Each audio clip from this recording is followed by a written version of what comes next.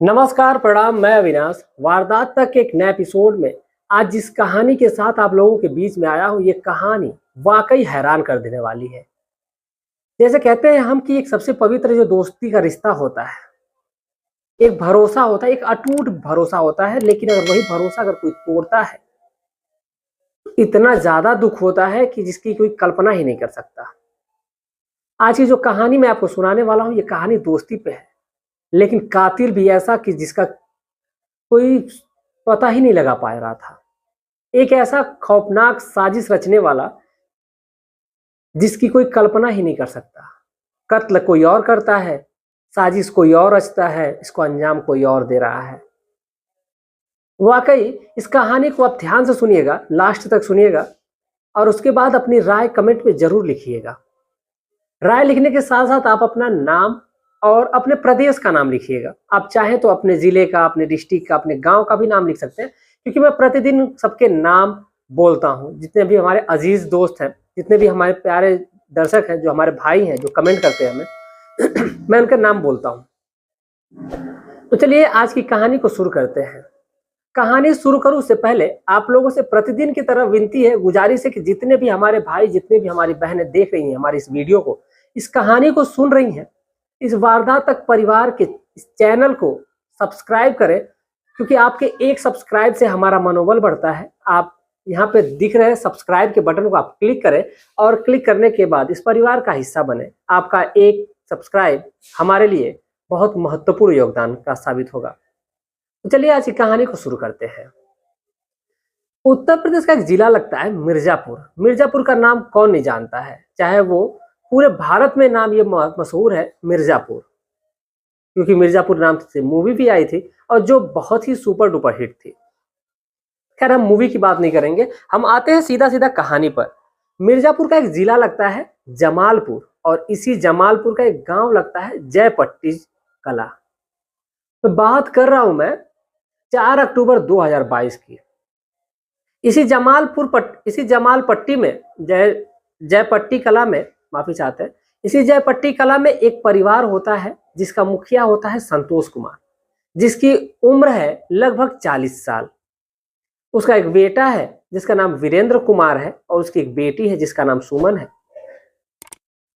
अब इस संतोष का एक दोस्त होता है जिसकी उम्र 45 साल है और जिसका नाम रविंद्र कुमार गोड़ है। जब रविंद्र कुमार गोड़ है, और इन दोनों की दोस्ती इतनी थी कि एक दूसरे घर आना जाना बहुत ही लगा रहता था, और दोस्ती का जो सबसे रिश्ता पवित्र माना जाता है। वाकई एक अटूट विश्वास होता है इस रिश्ते पे। लेकिन अगर कोई व्यक्ति उसी रिश्ते को, उसी भरोसे को अगर तोड़ता है, तो बहुत ज्यादा तकलीफ होती है। संतोष के घर पे रविंद्र कुमार का आना जाना लगा रहता है।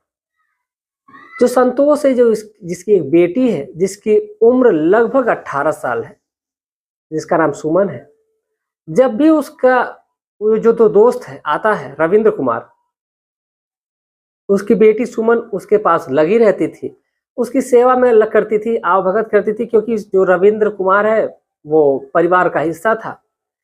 अब उन दोनों के बीच मजाक भी चलता था, बातें भी ज्यादा होती थी। एक तरह से कह लीजिए कि वो सीधा सीधा एक दोस्त की तरह रहते थे।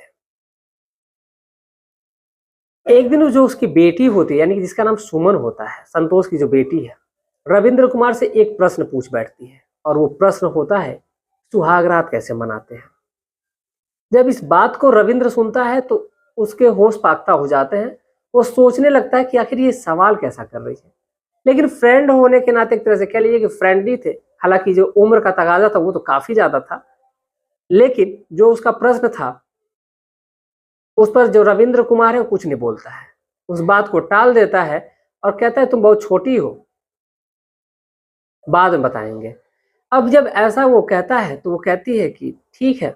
उसके बाद जब भी रविंद्र उसके घर पे आता, तो उसकी जो लड़की है, यानी कि जो जिसका नाम सुमन है, जो संतोष की बेटी है, उससे एक ही सवाल बस पूछती थी, सुहागरात कैसे मनाते हैं।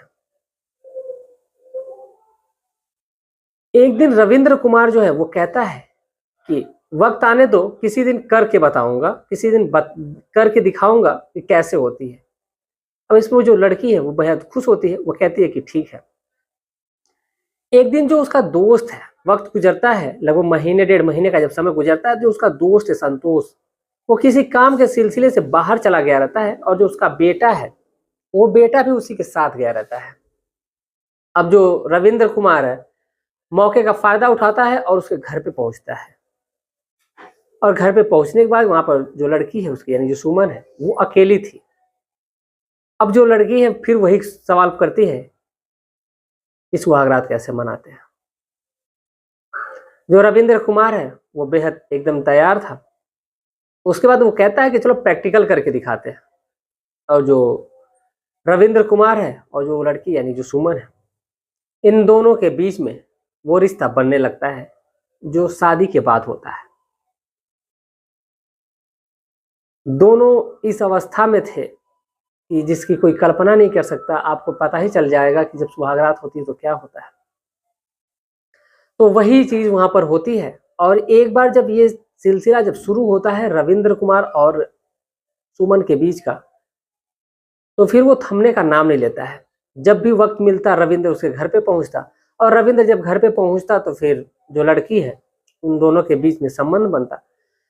एक दिन वक्त इतना तेजी से भाग रहा था और एक दिन इस बात की भनक संतोष को लग जाती है। जब संतोष को इस बात का पता चलता है तो जो संतोष है उसको यकीन नहीं हुआ इस बात पे, तो उसने बहाना किया कि वो किसी काम से बाहर जा रहा है और साथ में अपने बेटे को लेकर के जा रहा है। जब इस बात की जानकारी रविंद्र को लगती है तो रविंद्र फिर मौके का फायदा उठाता है और वो घर पे आता है। जो उसका बेटा था वीरेंद्र, वीरेंद्र तो सचमुच में किसी काम से बाहर चला गया था, लेकिन जो संतोष है वो सोचता है कि फालतू के पछड़े में पड़ने से बढ़िया है कि इन दोनों को समझा दिया जाए। अब इसी बात को लेकर के रविंद्र जब उसके घर पे आता है तो संतोष उसी वक्त पहुंचता है और दरवाजा खटखटाता है तो उन दोनों को आपत्तिजनक स्थिति में देखता है।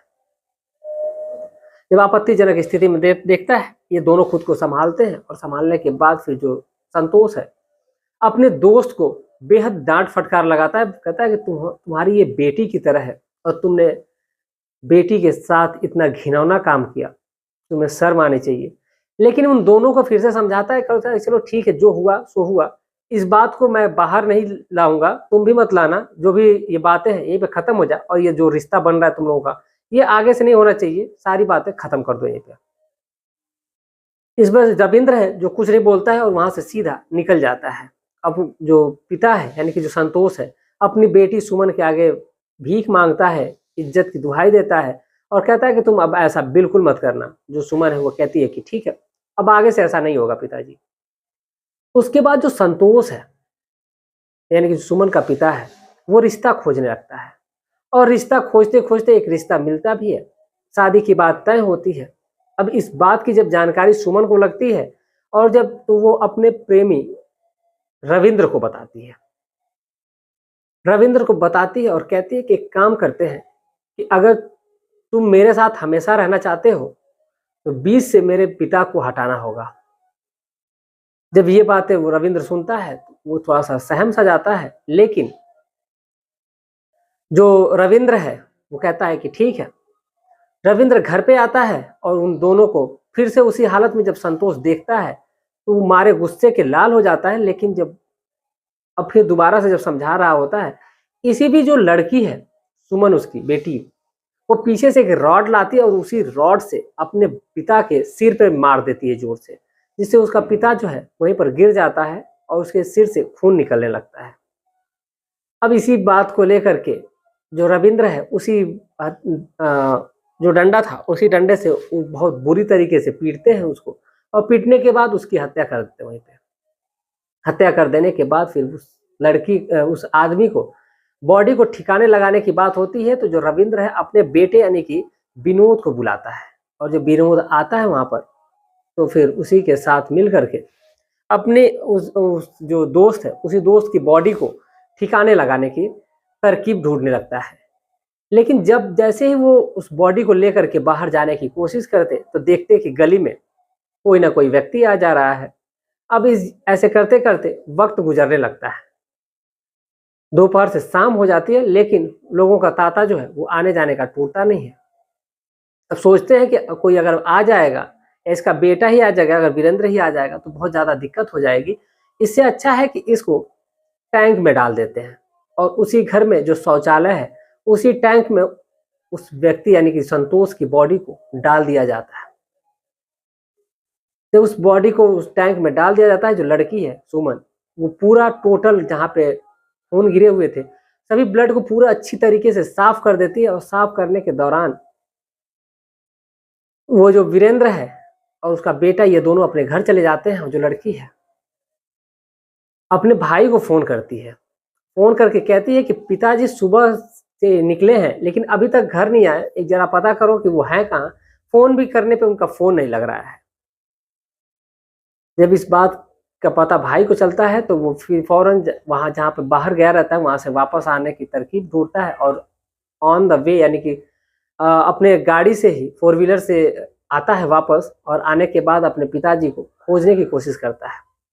जब पिताजी उसके नहीं मिलते हैं, नंबर उनका ऑफ आ रहा था तभी से, तो वो नजदीकी थाने में पहुंचता है और थाने में पहुंच करके सारी बातें पुलिस को बताता है।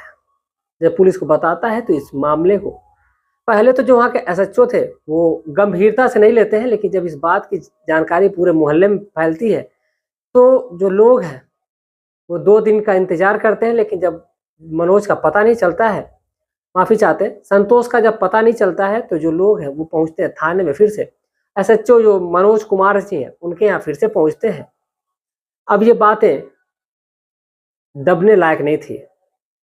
अब लोगों का जो तांता है वो भीड़ वहां पर जम गई, पूरा जमावड़ा हो जाता है। और जमावड़ा होने के साथ साथ ये बात फैलने लगती है। और ये बात फैलते फैलते जो वहाँ के आईपीएस है संतोष शुक्ला जी, उन तक ये बात पहुंचती है। तब इस मामले को बड़ी गंभीरता से लिया जाता है और फिर उस व्यक्ति की तलाश जारी होती है। जो तमाम टीमें हैं, यानी कि जो कई टीमें होती हैं, एक टेक्निकल टीम होती है, डॉग स्क्वाड होती है, ये टोटल चीजें जो है वहाँ की शुरू हो जाती हैं। लेकिन डॉग स्क्वाड को इसमें नहीं शामिल किया जाता है, माफी चाहते हैं। जो टेक्निकल टीम है ये इस मुद्दे पर काम करने लगती है और पुलिस भी एक्टिव होती है जब मामला आईपीएस तक पहुंचता है। तो अब उस व्यक्ति की जब तलाश जारी होती है तो जो उसकी कॉल डिटेल, जो उसकी सीडीआर थी, उसकी जो लोकेशन थी, उसमें कुछ ऐसा खास नहीं दिख रहा था। लेकिन जो उसका फोन था वो घर ही पर था। और जब पुलिस खोजती है तो फिर जो वो फोन है वो मिलता है बिस्तर के नीचे, यानी कि जो लड़की है वो छुपा देती है, बिस्तर के नीचे रख देती है। जब उससे पूछा जाता है तो वो कहती है कि हमें नहीं पता है इस बात के बारे में। अब जो पुलिस है, जब उसको पता चलता है कि घर में केवल बेटी ही अकेली है और कोई व्यक्ति है नहीं, तो फिर उसमें थोड़ा बहुत शक जाता है कि इसको कुछ हो ना हो, कुछ पता हो। लेकिन आखिर शक भी पुलिस कैसे कर सकती है, क्योंकि कोई पुख्ता सबूत नहीं है कि उससे पूछताछ की जाए। जब इस बात की जानकारी मोहल्ले के लोगों को पहुंचती है तो माफी चाहते, जब इस बात की जानकारी पूरे मोहल्ले में फैली रहती है, जब पुलिस अपने हिसाब से जांच पड़ताल कर रही होती है, तो एक बात सामने निकल के आती है कि इसका जो दोस्त है वीरेंद्र, उसका इस घर में आना जाना लगा रहता है और इसको सुबह में उसके घर में आते हुए देखा गया था। जब इस बात का पता चलता है तो वो जो वीरेंद्र कुमार को पुलिस उठाती है और उससे पूछताछ जारी होती है। वीरेंद्र कुमार पहले इधर उधर की बातें करता है, लेकिन जब उसको लगता है कि अब कुछ नहीं हो पाएगा और पुलिस जब अपने पे आ जाए तो आप लोगों को पता ही है कि गूंगे भी बोलने लगते हैं। तो पुलिस ने उससे जब अपने तरीके से पूछताछ जारी की तो जो वीरेंद्र कुमार है वो ज्यादा देर नहीं टिक पाता है और सारी बातें, सारी सच्चाई सामने खोल के ला देता है। और टोटल ये बातें जो निकल करके जब सामने आती है तब सभी लोग सुनते हैं कि आखिर जो मामला है वो हुआ क्या है। तो फिर सभी लोगों के होश उड़ जाते हैं। वाकई जो ये साजिश थी सीधा सीधा उसकी बेटी ने ही रची थी, इस बात की पुष्टि होती है। और फिर जो उसका लड़का है यानी कि वीरेंद्र का जो बेटा है जिसका नाम विनोद है, पुलिस उसको भी उठाती है क्योंकि वो उस गुनाह में शामिल था। भले उसने मर्डर नहीं किया हो लेकिन साथ तो उसने दिया ही था डेड बॉडी को ठिकाने लगाने में। अब बेटी यानी कि सुमन को और उसके जो दोस्त है यानी कि जो वीरेंद्र है उसको और उसके बेटे को पुलिस उठाती है और उठा करके जेल की सलाखों के पीछे डाल देती है और वो अपनी सजा काट रहे हैं। जो कोर्ट का फैसला है वो तो आएगा ही आएगा, लेकिन फिलहाल जो कैदी है, वो जो अपराधी हैं, उनको जेल की सलाखों के पीछे डाल दिया गया। जो आईपीएस है संतोष शुक्ला सर इस बात की जानकारी दे दिए है कि तमाम जो मीडिया और उनके माध्यम से ये विवाद पूरे उत्तर प्रदेश में जब ये बात पता चलती है तो सभी लोगों के होश उड़ जाते हैं कि एक दोस्त ने इस प्रकार की गद्दारी की है कि अपने दोस्त के घर में ही, अपने दोस्त की बहन के साथ ही, बेटी के साथ ही उसने इतना घिनौना काम किया है और अपने दोस्त की जान ली है। वाकई लोगों का भरोसा दोस्ती से उठने लगता है। आप क्या सोचते हैं? आपकी क्या राय है? अपनी राय कमेंट में जरूर बताइएगा। आप इस पूरे घटनाक्रम को सुनाने का उद्देश्य हमारा किसी की भावनाओं को ठेस पहुंचाना नहीं है, बल्कि आपको जागरूक और सचेत करना है। आप जहां रहें स्वस्थ रहें, सुरक्षित रहें और अपने आसपास ध्यान रखें। खास तौर से अपने जिनको आप बहुत खास मानते हैं, मैं ये नहीं कह रहा हूं कि उन पे आप सख्त संदेह पैदा करें, लेकिन ध्यान रखें अपने परिवार का भी, अपना भी। चलिए प्रतिदिन की तरह जो कमेंट का जो सिलसिला है वो शुरू करते हैं। और जो पहले नंबर पे हैं हमारे, एक है जिनका नाम जजोक है, 8295 इनकी आईडी है, जजोक 8295 इनकी आईडी है। बहुत प्यारा सा कमेंट किया है भाई ने, तो आपको तहे दिल से शुक्रिया। शंकर गुप्ता जी हैं, राज हुसैन जी हैं, वीर कुमार जी हैं, ये प्रतिदिन हमारी वीडियो देखते हैं और इन्होंने अपना नाम के साथ अपना पूरा एड्रेस मैसेज इन्होंने किया है। जिनका घर है त्यासपुर महाजी, सलीमपुर, पटना, बिहार से ये हैं। हमारे कुछ अजीज दोस्त ये लोग हैं जो हमको चाहने वाले हैं और इन तमाम लोगों का, सभी लोगों का प्यार और सपोर्ट मिलता है, जिसकी बदौलत मैं यहाँ पे बैठा हूँ और आप लोगों को कहानी सुना रहा हूँ और आप लोग ध्यान से सुन रहे हैं। और इस समाज में घट रही घटनाओं को मैं आप लोगों के सामने लाने की निष्पक्ष तरीके से कोशिश करता हूँ। इसलिए मैं कहता हूँ कि आप अपनी राय दीजिएगा कि यहाँ पर कौन सही है और क्या होना चाहिए था। चलिए अगले नंबर पे चलते हैं। जय किशन जी हैं, ये बाड़मेर से हैं।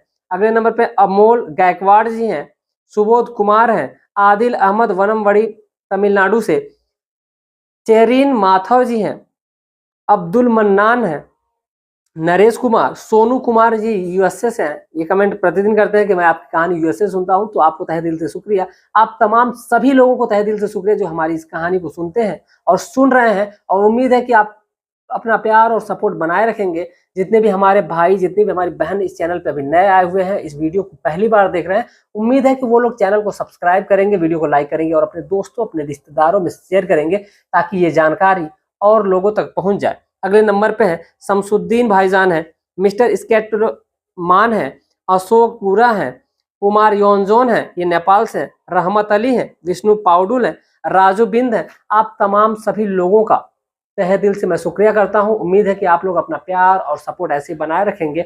वीडियो को लाइक करिएगा और अपने दोस्तों, अपने रिश्तेदारों में शेयर करिएगा। चैनल को सब्सक्राइब करना मत भूलिएगा। मिलते हैं कल शाम 7:30 बजे एक और सच्ची घटना के साथ। तब तक के लिए हमें इजाजत दीजिए। जय हिंद, जय भारत।